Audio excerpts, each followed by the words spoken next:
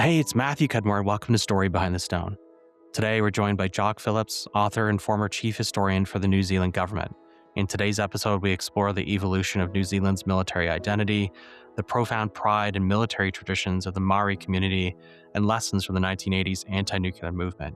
We also discuss Jock's belief that history truly resonates when we use narrative to bring individuals' personal experiences to life.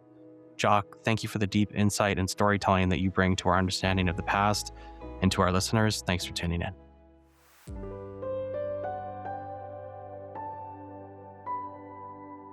Well, hello and welcome to Story Behind the Stone, a show where we talk service, sacrifice, and story, connecting to the people changing the way the world remembers and veterans commemoration and causes. I'm so pleased to welcome to the show today Mr. Jock Phillips, who is tuning in from Wellington, New Zealand. Jock is the former chief historian with the New Zealand government, the general editor for Te Ara, New Zealand's national encyclopedia.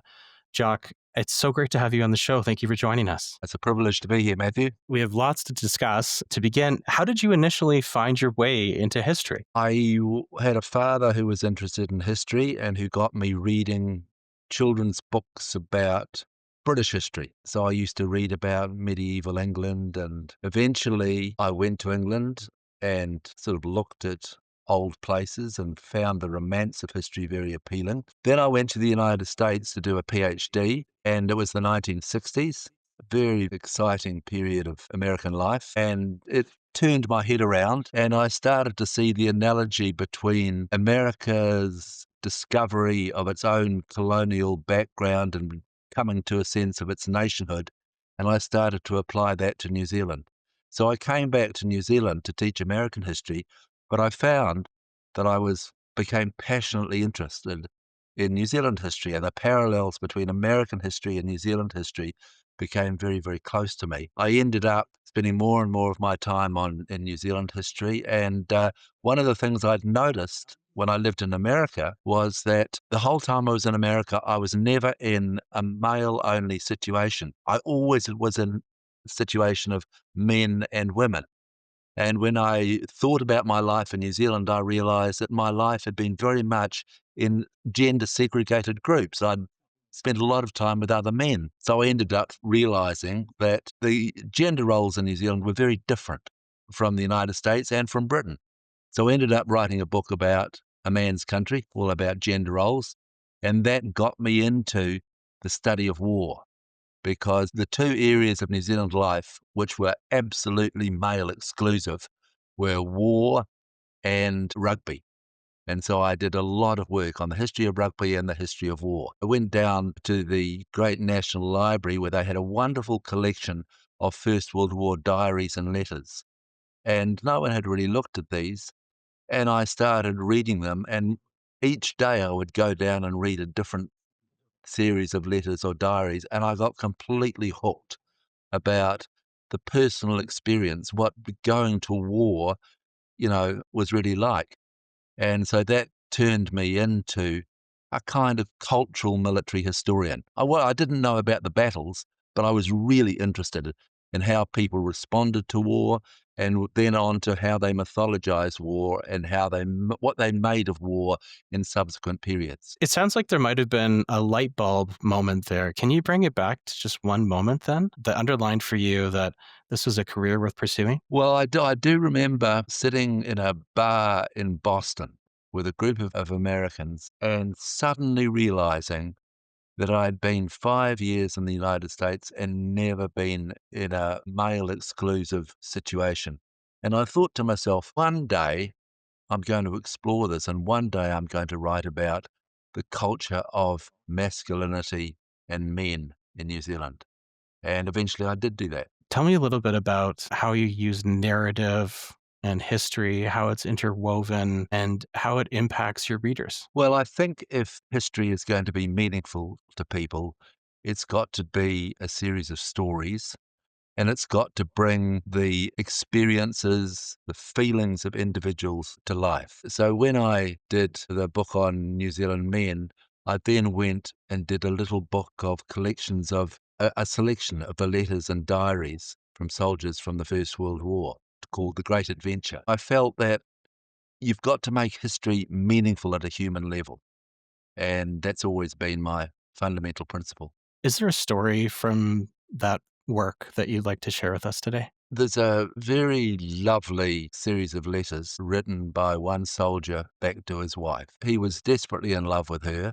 He wrote every day, and his descriptions of what the Western Front were like, wonderfully orchestrated and beautifully told. Well, he got very severely wounded, and when he was in hospital, he would ask every day to the nurse, "Has my letter from his wife arrived?" And she realized that this was the most important thing in his life. And so what she did was the letters didn't arrive. So she sat down and wrote them and would read out her letters to him. And he died happy. And when he died happy, she then wrote back to the wife saying what she'd done. One of those sort of human stories which the extremities of the First World War brought out in people. I want to zoom out for a second to share, if you could, a little bit about how New Zealand looks at World War One and World War Two and modern conflicts. How does the public in New Zealand look at those conflicts today? When I was growing up in the 1950s and the 1960s, war was absolutely central to New Zealand identity. And that was partly because New Zealand liked to think of itself in terms of the achievements of its men. So we were very proud of our pioneers, very proud of our rugby players, and very proud of our achievements in war. I was always told that we were the best soldiers in the world. Well, it's a lot of bunkum, of course. Every country thinks that. I think it was really the Vietnam War that forced people to think again about New Zealand's military heritage. And there was a fundamental revolution which eventually led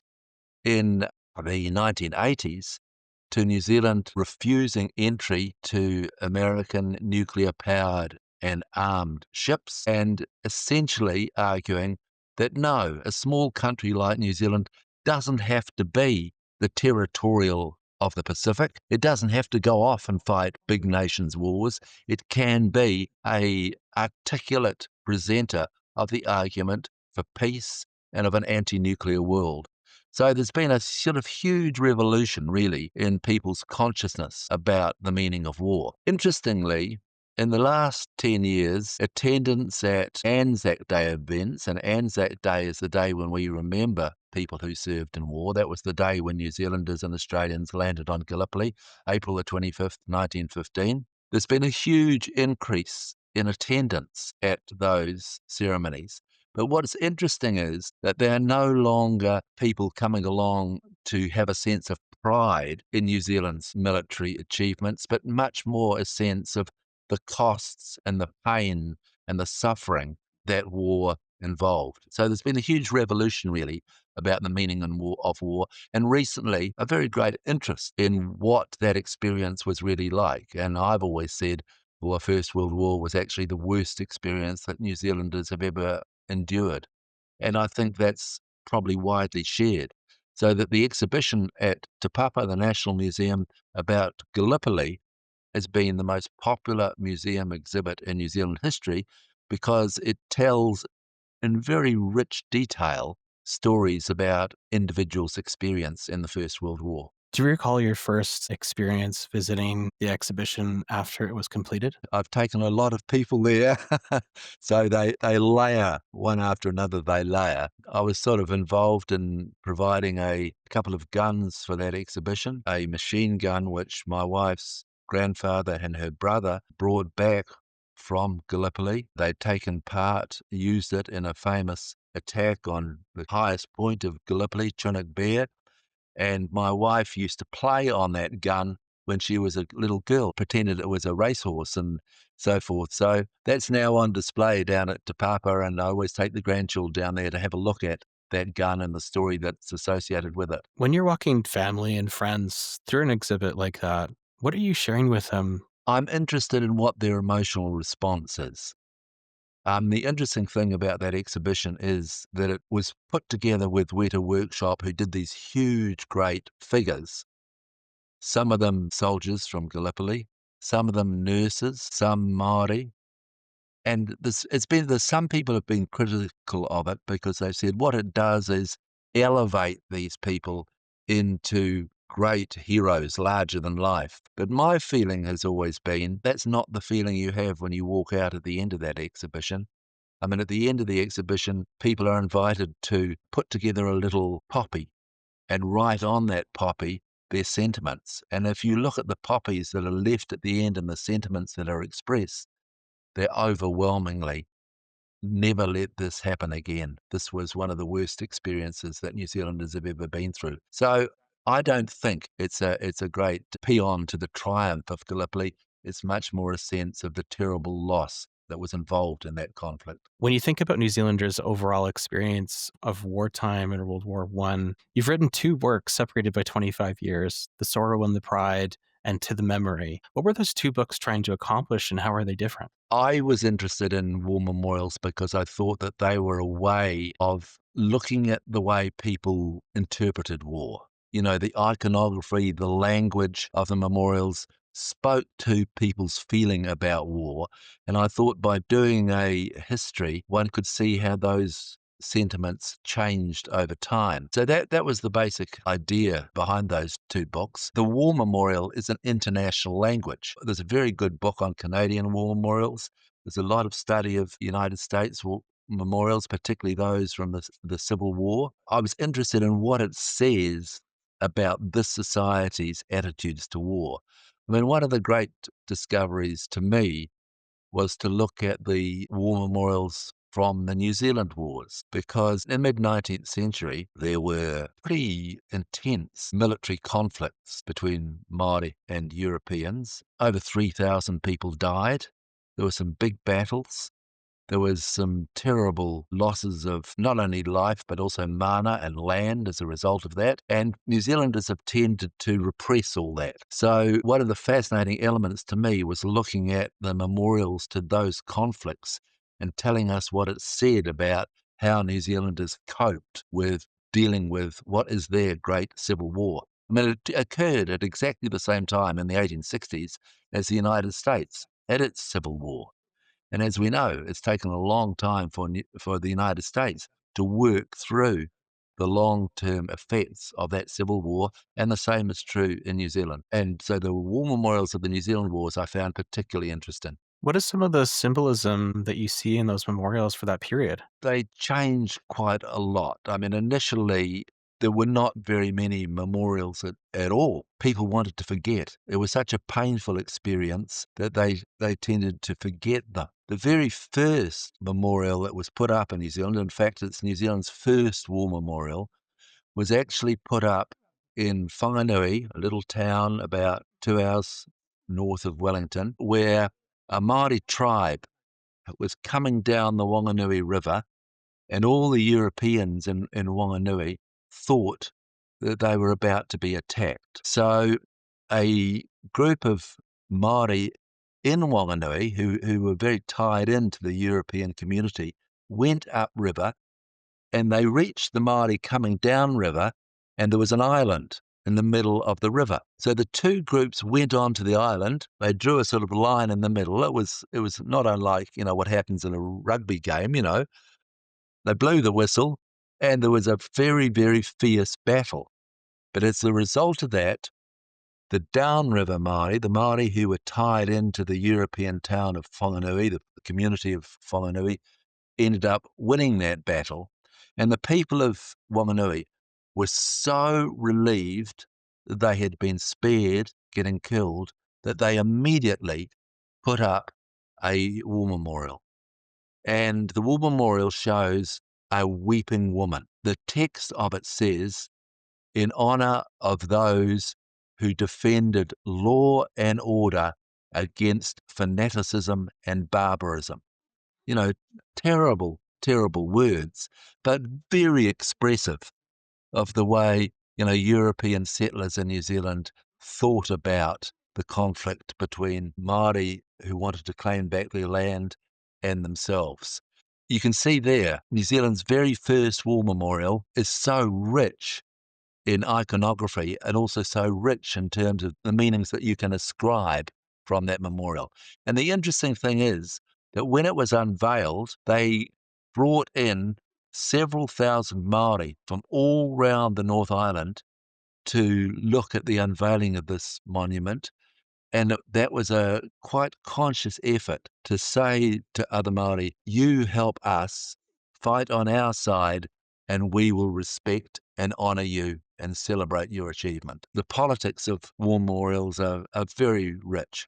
When you fast forward to modern day, how do people of Maori backgrounds look at memorials that are still in place? Has there been any attempt at reconciliation, at modern interpretation for people to better understand why it was made that way? Well, the interesting thing is that this memorial is at a little place called Pakaitore, which was a market square where Māori and Pākehā used to trade. Māori would come down the river and they'd sell goods to local Pākehā. Also at Pakaitore was a monument to one of the early prime ministers, Pākehā prime ministers of New Zealand, John Ballance. And in the 1990s, there was a big Māori protest about land, and they all set up a camp at Pakaitore. Now, interestingly, one of the first things they did was knock the head off the European Prime Minister, the white Prime Minister. They didn't touch that memorial, even though its language was so offensive.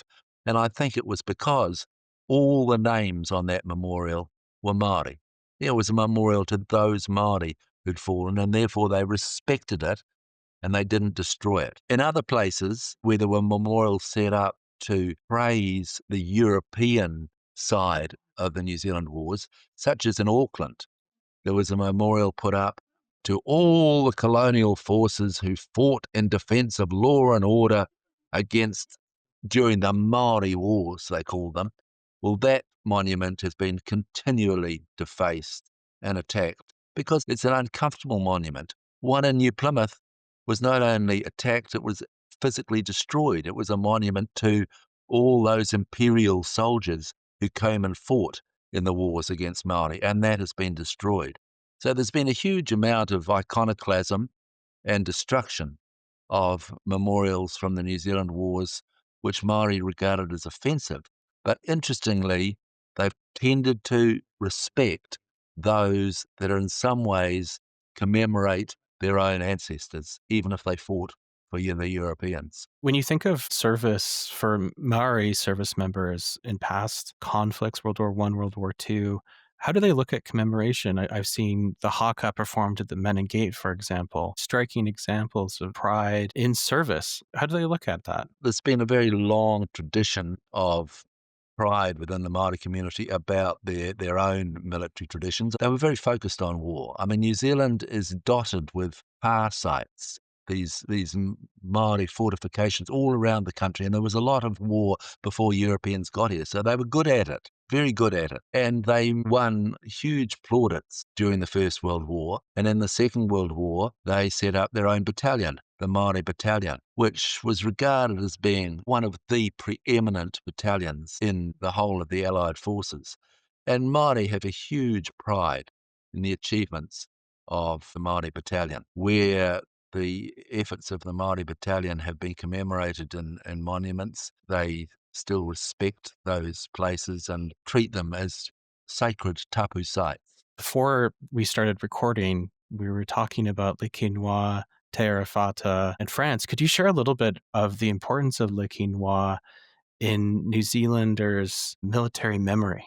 Well, Le Quinois occurred in the last week of the First World War. There was an option. There was a walled town in the east side of France, and there was an option that it could have been bombed from the air. And the New Zealanders said, no, that's going to create too many casualties. We'll capture it on foot. So there was a famous incident where the New Zealanders climbed up over the ramparts.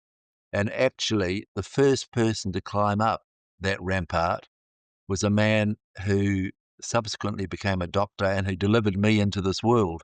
So I've got a personal relationship with one of the heroes of Le Quinois. He became an obstetrician, and I'm here as a result of him, of his efforts. But the New Zealanders climbed over the ramparts, and The casualties among the civilians were nothing like as great as they otherwise would have been.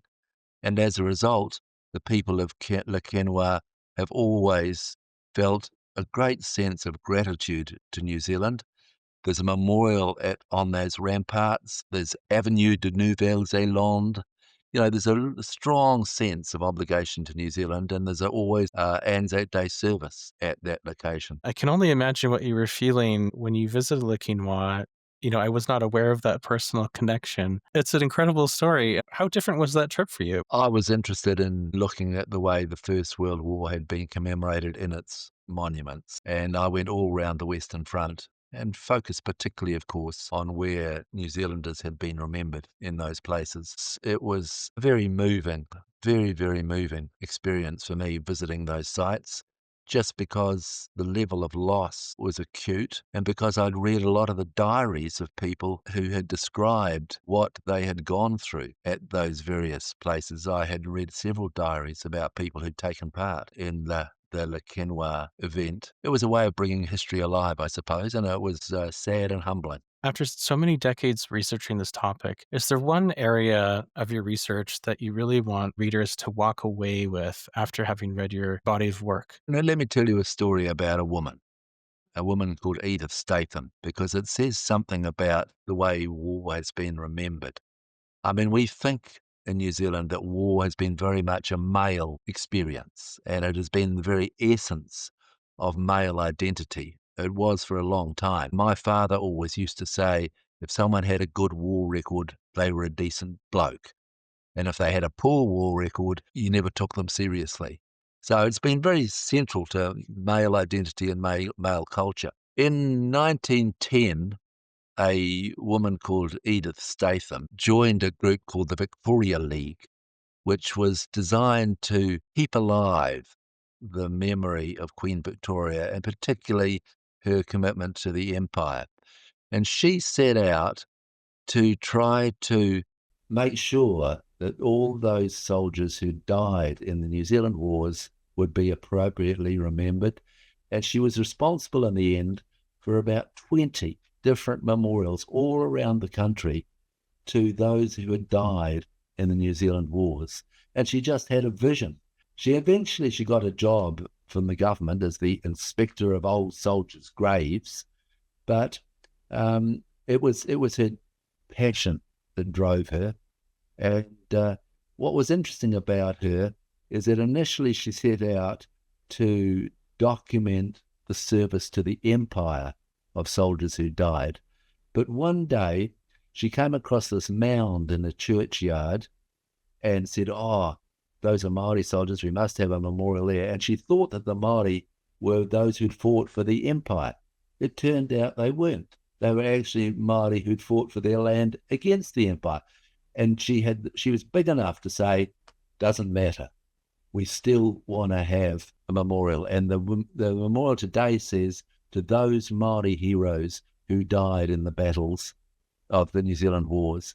So she came round to thinking that anyone who died in war is worth commemorating and remembering. And it shouldn't just be a vehicle for one side and for the perpetuation of imperialism. What are some of the challenges and sensitivities that she was having to navigate at that time doing such a thing? This was about between 1912 and 1914. It was right in the period before the First World War.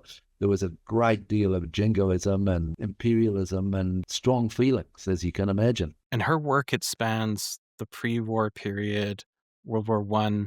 Does it continue up to the Second World War? Yes, she actually continued to work. She worked for the Department of Internal Affairs, searching old soldiers' graves and putting up memorials right through the 1920s and 30s. An unknown woman, really, but someone who I finally got an entry into the Dictionary of New Zealand Biography, which I was delighted to do. You're working on a new book. Tell us about the new upcoming book. Well, when I was putting together the book on New Zealand war memorials, I put together a database. And the idea of that really came from Ken Inglis, who was the great Australian historian of Australian war memorials. And he had put together a database, and I thought, well, that's a jolly good idea. So I put together a database of war memorials, and then I thought, well, if I'm going to do war memorials, when we go around the country, why not include all war memorials? So I did. And I found that actually they were very, very interesting. To my astonishment, I found that there were about 100 memorials to the royal coronations of Edward the Seventh and George the Fifth, and many of them were in the form of band rotundas or swimming pools, but mostly completely forgotten as memorials. So I thought, well, this is a story worth telling. And then I found, when I put the database together, that to my astonishment, there were more memorials to Māori before 1900 than there were to Pākehā.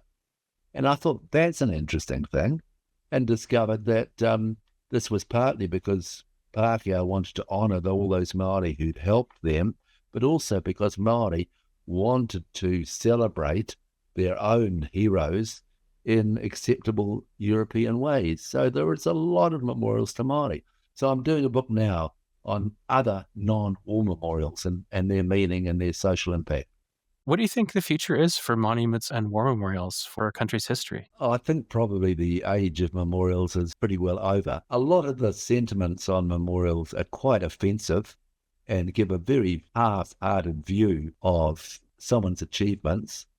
And so what I would like to see is them being used as a way of providing new interpretations of some of the heroes and the events that are being commemorated, and finding a way so that instead of having these inscriptions which fossilize, often in many ways, quite offensive sentiments from the time they were put up, and now they can be used as a way of leading people into new engagement with the meanings of the past. So that's my hope anyway. Looking to the next generation, Jock, what advice would you give to someone that's considering pursuing a career in history or military history?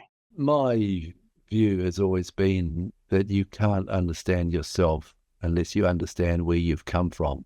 And you can't understand the culture in which you grew up unless you understand what created that culture. What I hope is that the next generation will find history exciting and relevant and rich, and will broaden their perspective on the meaning of their own life and what forged them and where they're likely to go in the future. It's a hard battle.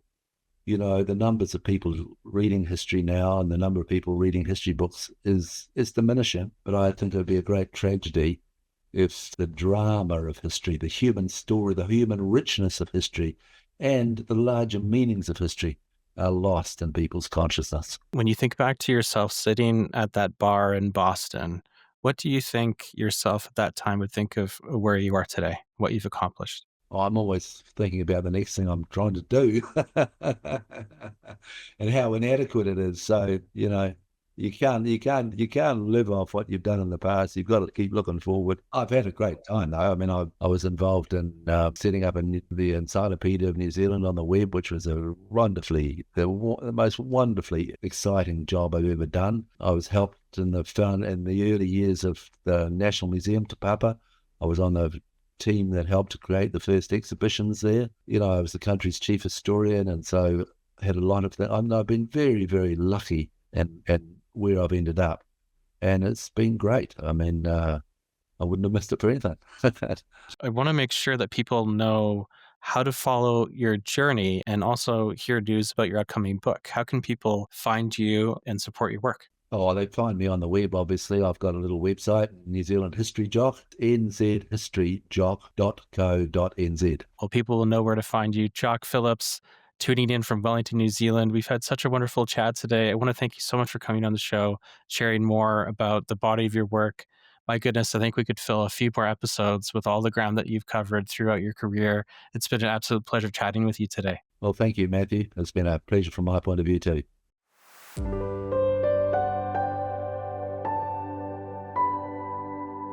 Thanks so much for tuning in. Story Behind the Stone is available on Apple Podcasts, on Spotify, and on the Reach Across America radio network, on iHeartRadio, Audacity, and TuneIn. Just search for Wreath.